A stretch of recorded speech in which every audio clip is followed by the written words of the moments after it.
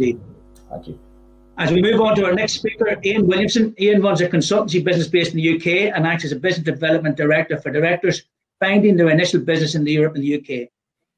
Ian is the director of HyEnergy, and he brings sector expertise to bear in various EU-funded projects such as Seafuel and GenComm, and prepares proposals for consortia such as the first ever Hydrogen Valley project, funded by the FCU-JU, the fuel cells unit, the Heaven project. The company has expanded its operations in the Netherlands last year, and Ian has over 30 years' experience in industrial gases, primarily in the hydrogen energy sector, having worked for energy projects. Ian, you're up next. Thank you very much indeed. Thanks, Paul.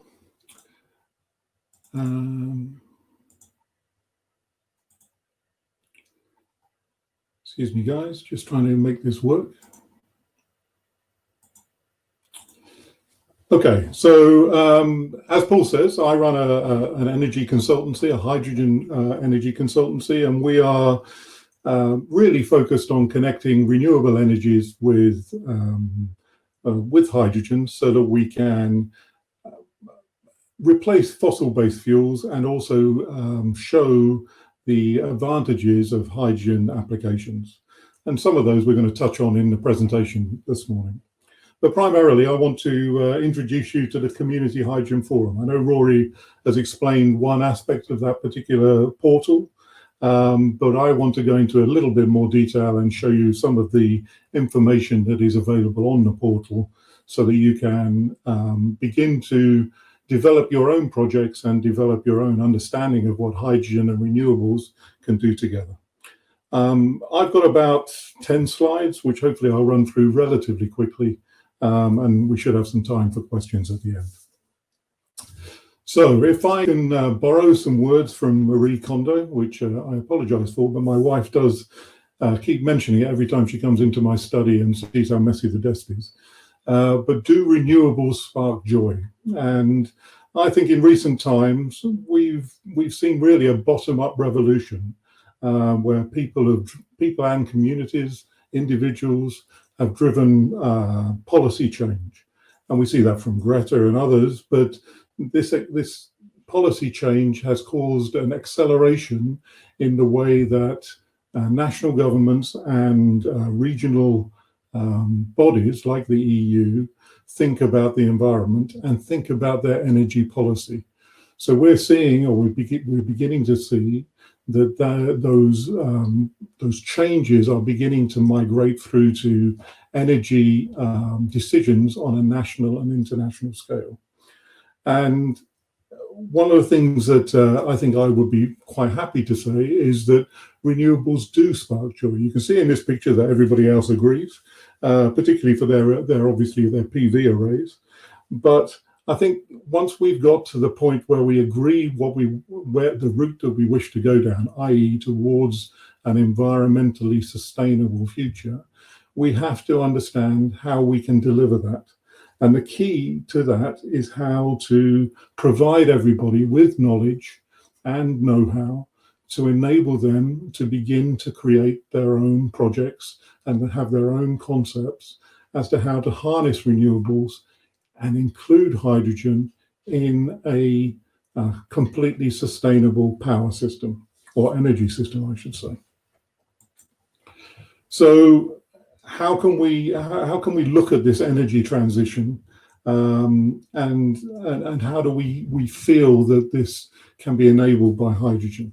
So I think all the presenters here today really believe that hydrogen has a key role to play in the development of renewables on an international scale. But what I want to do is to also bring that down to a community level and look at how big changes, like we said, in terms of national policies, can also be driven by creating projects at a local and a community-based size that then begin to be amalgamated together into regional and then national policies. And the key to this, in our opinion, is that hydrogen, as Rory has said, acts as a bridge between energy requirements. So we've looked at how, in many cases, renewables for the replacement of fossil-based electrical systems is now common knowledge and commonly accepted around the world. But what we want to do is use those renewables in the more hard-to-reach areas, as Rory touched on, i.e. mobility and heat. So using hydrogen to store that electrical energy can smooth the intermittency of the renewables in terms of their delivery system. And hydrogen also then opens up new markets, and which allows it to show its flexibility in terms of creating value chains that move further than just the electrical system. So it may seem to many that when we talk about hydrogen, that everything is new. And to many people, it actually is. But we need to show everybody, in the general population, that the hydrogen sector has been trialing and testing these technologies for over, well, in some cases over 50, 60 years, but in significant amounts, especially in Europe, in the last 20 years. And providing hydrogen and fuel cells can offer an equivalent or an enhanced experience to what we expect to see from a standard diesel or petrol-driven vehicle. We can then approach we can provide the public with confidence that there's going to be a safe, operatable system that gives them an equivalent experience.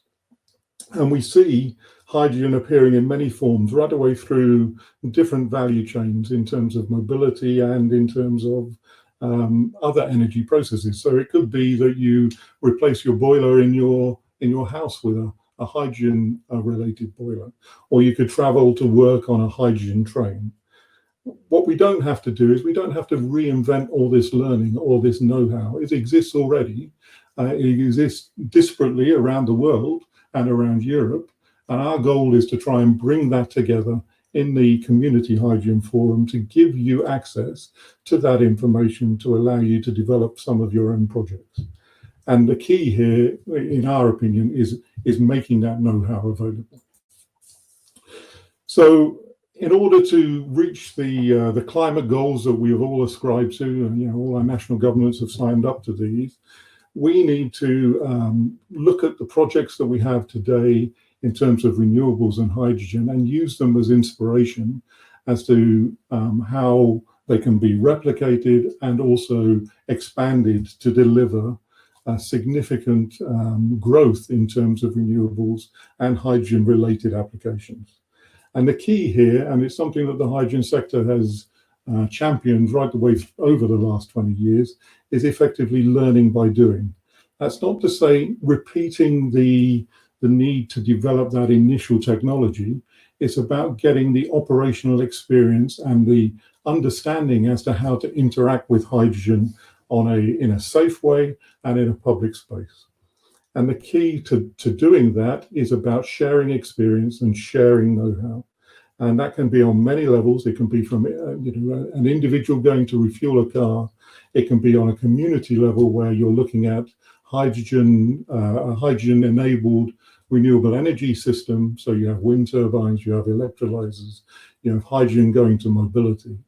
And these systems then grow into regions and across naturally.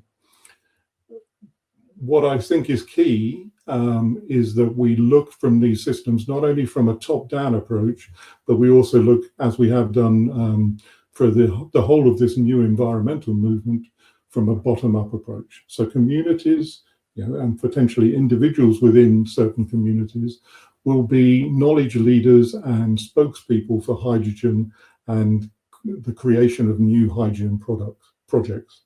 And that drives regional and national change just like we've seen.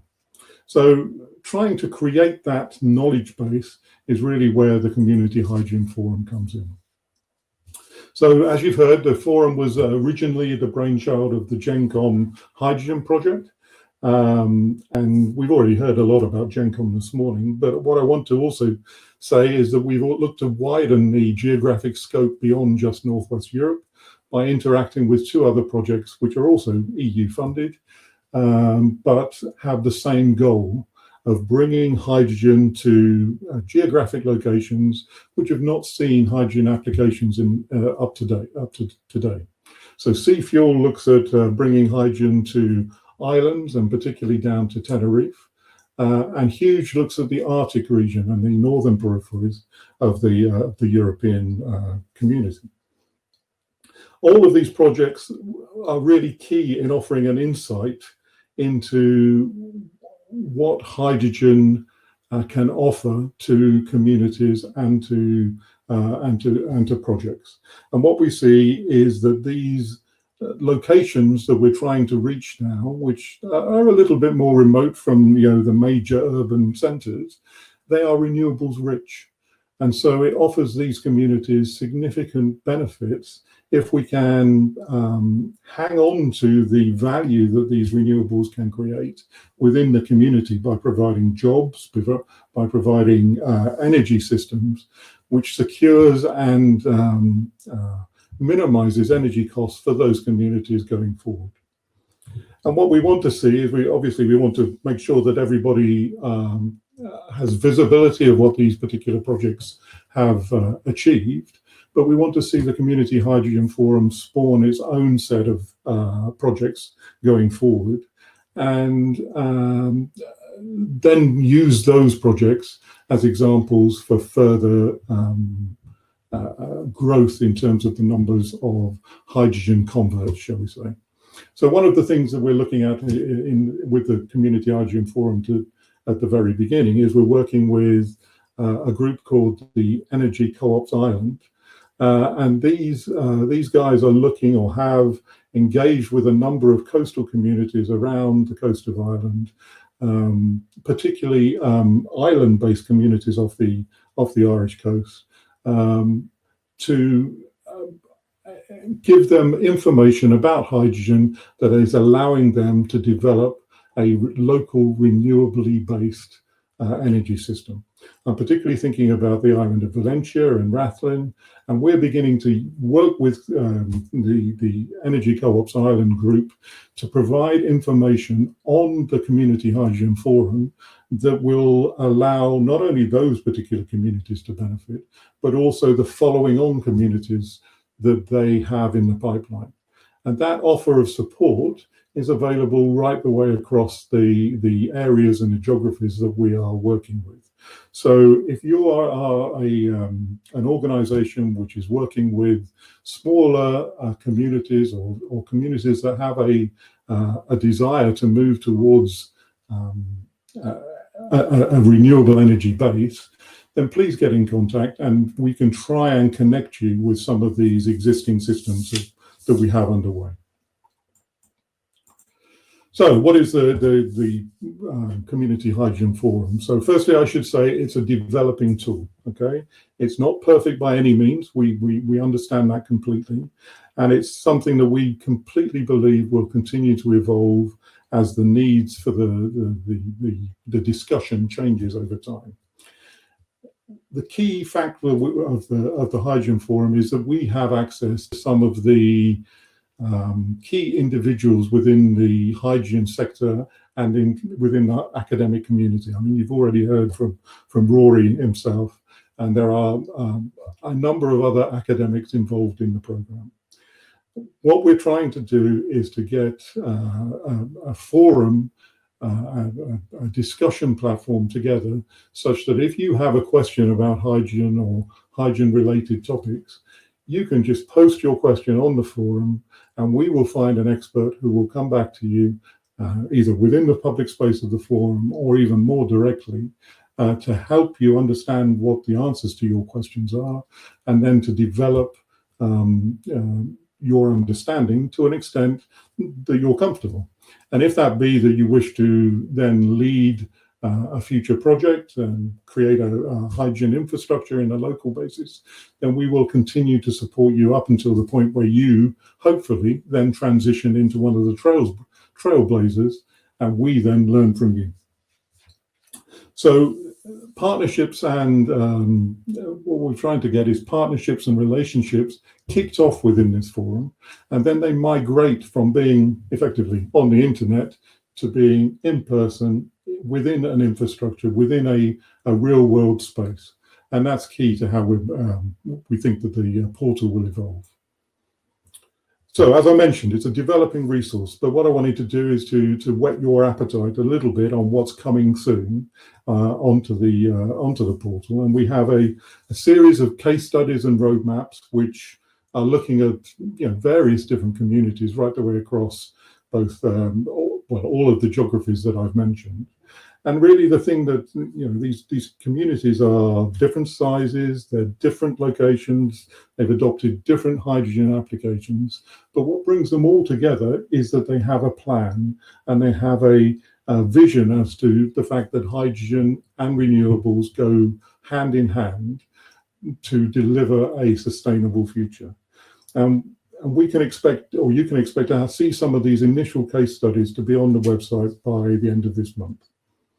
We're also going to include a latest news section, and you'll see information on Valentia and Rathlin, the islands in Ireland, coming onto that news portal. There'll be other articles about communities that are making the move towards hydrogen, and also connecting right the way across Europe with other communities, smaller communities that want to engage in this process. And we'll also obviously keep you up to date with the global news as to what's going on in the hydrogen space. And as Rory's spoken to you about, you've obviously got the graphical representation of the DST in terms of wind energy. And in the not too distant future, what we're going to do is enhance that with a slightly different but a broadly similar output for solar and PVs. So it will give you a little bit more information as to how that can be adapted into a hydrogen solution. What's on the portal at the moment is you have a series of background articles on specific aspects of hydrogen.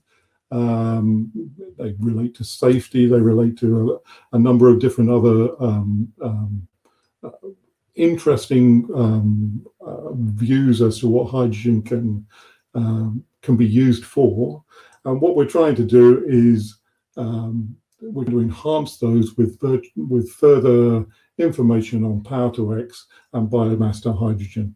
Again, these are written by key academics in the space, and they have the support of industrial guys who have multiple years experience.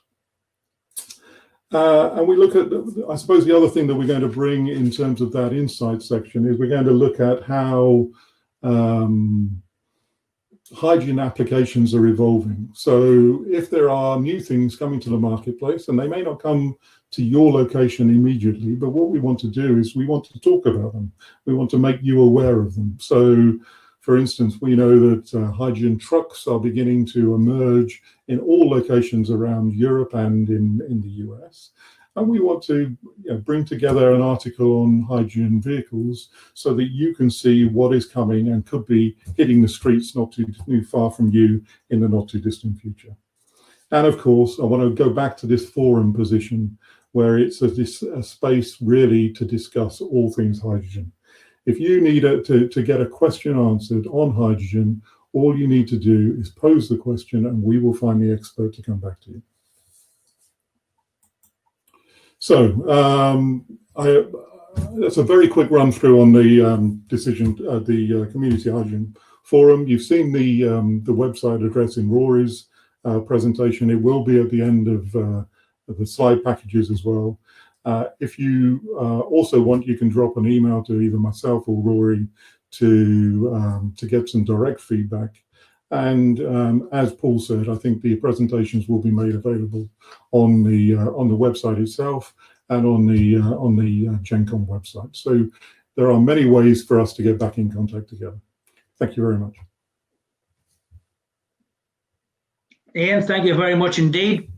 As Ian said, the forum is there for your use. There's a lot of questions coming through, and something I should have said at the start, We have other experts that sit alongside of us, one of which is Dr. Peter Waters. And the reason we've left the chat live is to keep it interactive. Peter's answering some of the questions there because he helped support us in GenComm. He has phenomenal experience in this sector and in the gas sector down through the years. So keep putting your questions there. If we don't address them live now, or Peter doesn't address them, we'll get back to them after the session, or get back to them through the forum, as Ian said. Ian, a question for you from Lima. Besides buses or freight transport, what other H2 applications are making current sense financially? Why is the transport sector the key to promoting hydrogen generation? Well, I think the reason why transport's a focus is because it's difficult to electrify heavy-duty vehicles. So hydrogen can provide that electrification in a much more effective way. And what we're seeing is heavy-duty transport can lead the way in terms of hydrogen fuel cell development. Having said that, we have a range of passenger vehicles already available from many OEMs. Toyota, HyEnergy are producing hydrogen vehicles and have already made statements that they will move completely towards hydrogen by 2040. So we're seeing that commitment towards hydrogen is ramping up. And what we're waiting for is if you like, an explosion of models, an explosion of choice to the consumer so that we can go out and buy a hydrogen car and get it refueled locally. So I do see transport as being one of the key factors in terms of enabling it to be a cost-effective route. But also, we've talked about power to gas. We've talked about changing the natural gas systems of Europe, and Rory has produced a paper on that not too long ago. And I think that what we're going to see is those natural gas systems migrate towards cleaner solutions over time. One last question. I know we're about 5 minutes behind time, but I'll not let you away that lightly, Ian. The question for Jan is, current gas grid is not suitable for hydrogen injection. Any suggested solutions of the delivery of hydrogen, or how do you think of power to methane as an option? Well, I think it is a commonly misunderstood perception that the gas grid is not good for hydrogen. It may not be good for pure hydrogen at this stage, but it is good for normally a natural gas hydrogen mixture. And okay, the current standards for energy down a natural gas pipeline probably don't allow a high percentage of natural gas to go down that pipe, but those standards are in discussion at the moment in many European countries. And we're seeing percentages of, potentially up to 50% hydrogen in natural gas in terms of a mixture planned across different European countries, and I think it will come to many European countries in the not too distant future. Ian, thank you very much indeed. We'll let you get a break until the final questions later on.